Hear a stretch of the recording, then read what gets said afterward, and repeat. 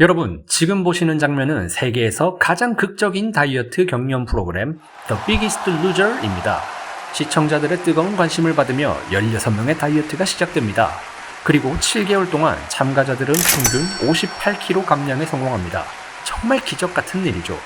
극적으로 체중 감량을 한 이들의 삶은 이후에 어떻게 되었을까요? 6년 후 단 한 명의 참가자만을 제외하고 그들은 모두 다이어트 이전의 모습으로 돌아왔습니다. 무엇이 그들을 다시 살찌게 만들었을까요? 안녕하세요 여러분, 건강 읽어주는 남자 건익남입니다. 여러분은 체중 감량을 가장 빠르게 하기 위해서 무엇을 해야 한다고 생각하시나요? 아마 식이요법과 적절한 운동을 많이 생각하실 겁니다. 문제는 덜 먹고 운동도 하지만 살이 좀처럼 안 빠진다는 점입니다. 때로는 강한 의지력으로 다이어트에 성공한다 해도 시간이 지나면 다시 원래대로 돌아오는 요요를 경험합니다. 그래서 스스로를 더 강하게 몰아붙이기도 하지만 여전히 다이어트는 성공보다 실패가 많습니다. 다이어트는 왜 이렇게 어려운 걸까요? 저는 다이어트가 어려운 이유는 빠르게 체중 감량을 하려는 조급함 때문이라고 생각합니다. 오늘은 위에서 보신 참가자들의 다이어트 과정을 설명드리면서 빠르게 살을 빼는 방식이 왜 위험한지 말씀드리겠습니다. 여러분도 각자의 방식과 비교해보시면 훨씬 더 건강한 다이어트를 지속하실 수 있을 것입니다. 보통 다이어트를 생각하시면 식사량 줄이기와 유산소 운동을 떠올리십니다. 결국 다이어트의 핵심은 먹은 양보다 더 많은 에너지를 소비해야 한다고 알고 있기 때문입니다. 여러분도 그렇게 생각하지 않으셨나요? 하지만 이런 방식으로 급하게 살을 빼는 방식은 굉장히 위험할 수 있습니다. 왜냐하면 우리 몸은 늘 새로운 환경에 적응하는 성향이 있기 때문입니다. 즉, 음식 섭취량을 줄이면 우리 몸도 에너지 소비를 최대한 줄여서 살이 빠지는 것을 피합니다. 이를 우리 몸의 대사적응이라고 합니다. 쉽게 말해서 재산이 1000만 원인 사람이 있습니다. 이 사람은 한 달에 100만 원을 벌고 100만 원을 소비합니다. 그런데 수입이 50만 원으로 줄어들면 어떻게 해야 될까요? 여전히 100만 원을 소비할까요? 그렇게 되면 시간이 흘러서 파산할 수 있습니다. 그래서 이 사람은 100만원씩 소비하던 것을 50만원으로 소비하도록 새로운 환경에 적응하려고 할 겁니다. 급격한 다이어트 시에 우리 몸의 대사적응도 이와 동일하게 작동합니다. 16명의 참가자들 역시 급격한 다이어트를 마치고 에너지 소비량을 최대한 줄이는 체질로 변했습니다. 즉, 다이어트를 한창 하던 때와 동일한 식사량과 운동량으로는 더 이상 살을 뺄 수 없었던 거죠. 때문에 정신적으로도 많은 어려움을 겪었습니다. She says it's an extremely difficult daily struggle. In order just to maintain my weight, I have to eat less than 1,400 calories a day. What is 1,400 calories a day? I mean, it's almost nothing. I'm not full off 1,400 calories, and I find myself in a constant, well, maybe I shouldn't eat right now. And it is almost like an eating disorder in a way because it's like I have to restrict everything I do. 참가자들의 다이어트 과정을 요약하면 이렇습니다. 하루 1400칼로리 이하의 극단적인 칼로리 제한, 하루 3시간에서 5시간의 고강도 운동, 전문 트레이너의 식이섬당과 동기부여, 그리고 참가자들 간의 경쟁심과 대중들에게 보여지는 압박감이 있었겠죠. 사실 강도의 차이만 있을 뿐 우리의 다이어트 방식과 유사하지 않나요? 식사량을 줄이고 운동을 하고 스스로에게 동기부여를 하는 방식 말이죠. 처음에는 아주 성공적인 다이어트처럼 보였습니다. 우승을 한 데니 케일은 몸무게가 195kg에서 86이 되었습니다. 16명의 참가자 평균 몸무게도 149에서 91로 엄청나게 감량을 했습니다.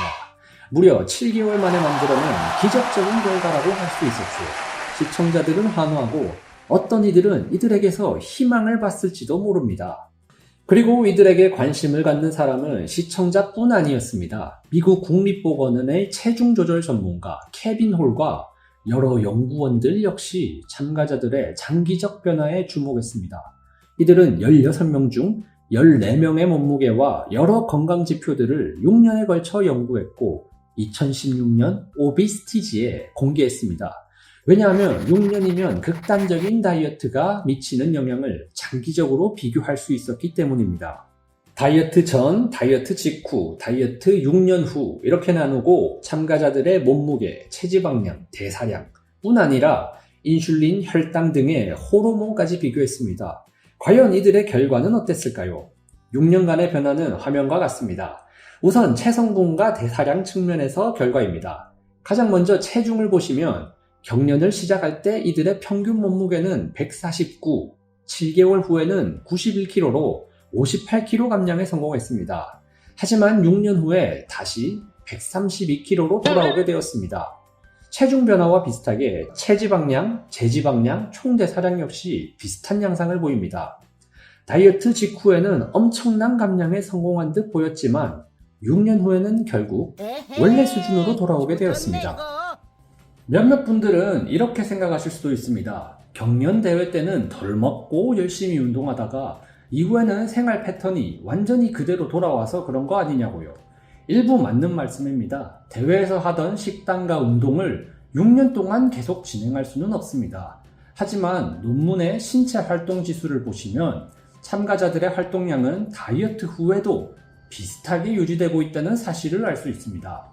참가자들의 ABC 뉴스 인터뷰를 보면 극단적인 운동 시간과 섭취량을 유지해야 몸무게를 유지할 수 있었다고 합니다.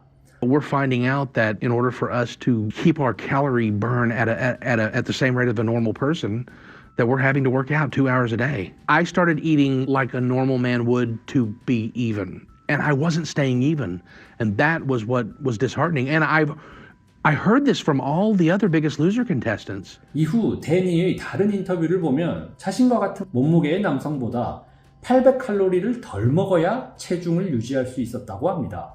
그렇다면 그들의 노력에도 불구하고 왜 이런 현상을 겪게 되었을까요? 우리는 이 논문의 결과에서 휴식 대사량의 수치를 눈여겨볼 필요가 있습니다. 휴식 대사량이란 기초 대사량과 비슷한 개념입니다.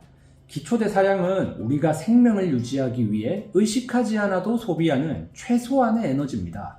예를 들어 심장이 뛰고 피부가 체온을 유지하고 뇌가 생각을 하는 등의 기본 에너지입니다. 휴식 대사량은 기초 대사량에서 우리가 휴식을 할 때 사용하는 에너지를 더한 값입니다.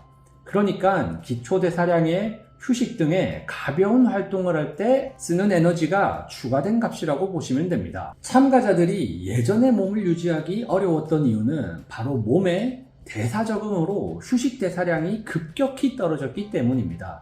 표를 보시면 다이어트 전 휴식 대사량이 2607칼로리였던 게 다이어트 직후 1996칼로리로 떨어졌습니다. 여기까지는 참가자들이 몸무게를 급격히 뺐기 때문이라고도 볼 수 있습니다. 몸무게가 가벼워지면서 사용하는 에너지도 줄게 된 것이죠.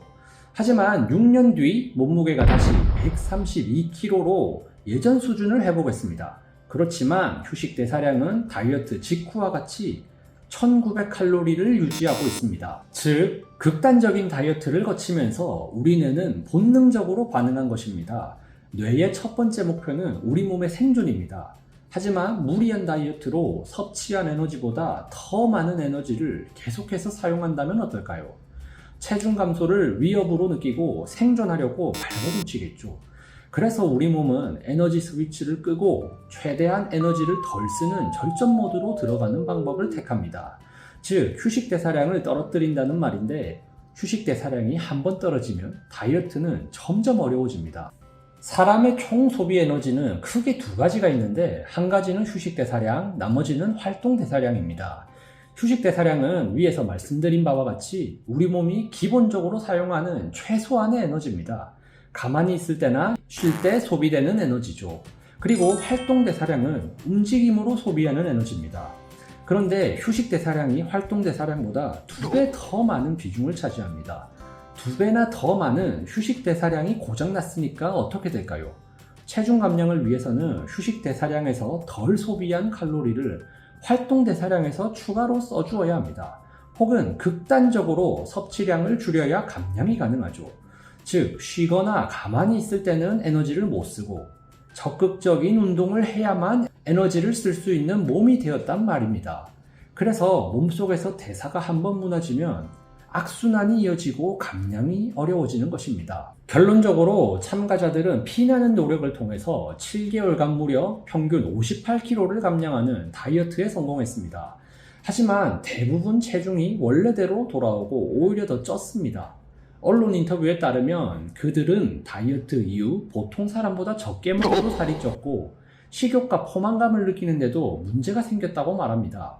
이처럼 단기간에 많은 체중을 감량하는 극단적인 다이어트는 일시적으로 성공한 것처럼 보일 수 있습니다. 하지만 그 대가로 우리 몸은 생존을 위해 대사 속도를 줄이고 호르몬 균형을 무너뜨리며 오히려 살이 쉽게 찌는 체질로 바뀌게 됩니다.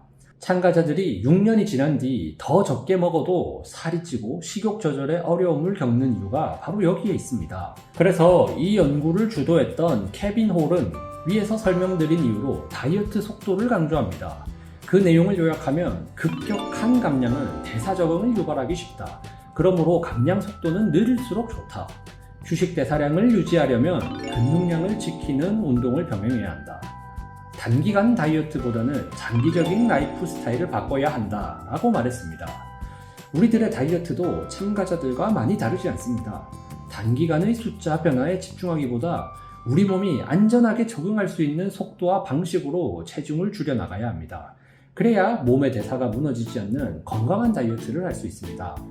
앞으로도 극단적인 방법 대신 내 몸을 설득하는 다이어트 방법에 대해서 소개해드리겠습니다.